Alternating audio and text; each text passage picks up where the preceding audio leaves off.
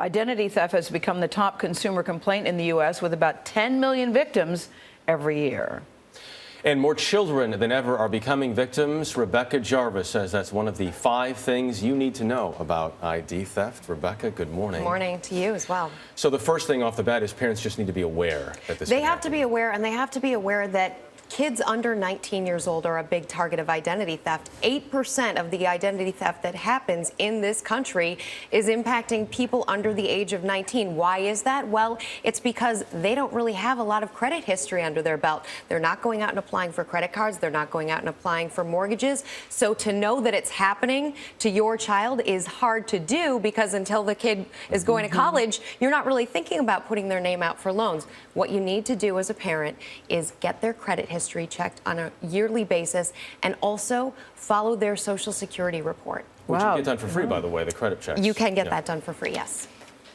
I'm surprised that you have to start checking. You should start checking, having your kids' identity theft checked, even though they're not out there buying, just because.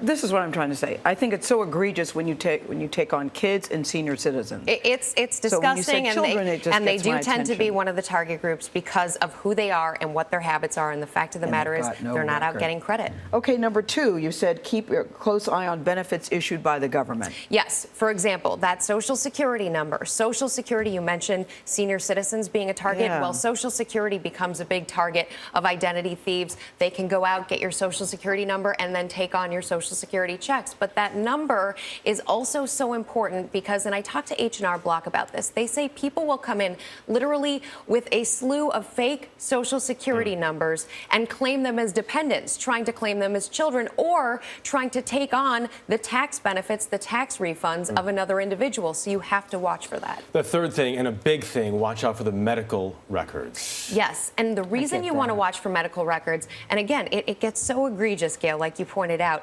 People will literally steal your identity so that they can go to a hospital, get a treatment under your name, under your Social Security number, and then the bill would go to you. Now, not only is that a problem for your credit and for what you pay, but it's also a problem because the next time you go to the hospital for something else, all of a sudden that other person's medical records become your own. Wow. And that you don't want that in your history, and you're being obviously. treated for a random ailment. Exactly. Well, not only that, but like, let's say you have a problem with some medication, and all of a sudden somebody else came into the office and they had a different problem. Well, that could be dangerous to your health. It does make me think I need to pay attention. Stuff comes in and I don't really read the fine print. I need to start doing that. I need to find my Social Security card. Let's start with that.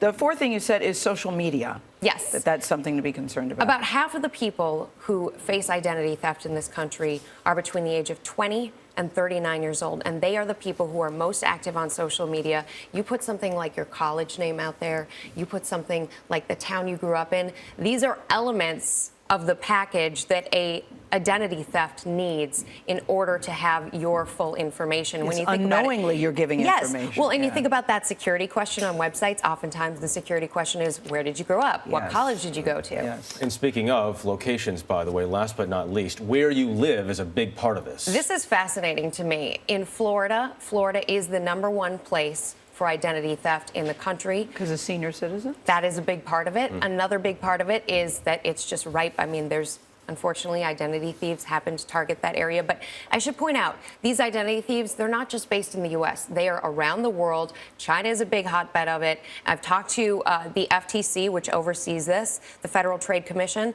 They are finding more and more people are identity thieves in this country coming from other places like China, for example. But Florida, Georgia, California, these are top target states for identity theft. And we're in New York. Another great Unfortunately, reason to it's live one of here. them as well. New York is one of the other places. All right. Thank you, Rebecca. Thanks.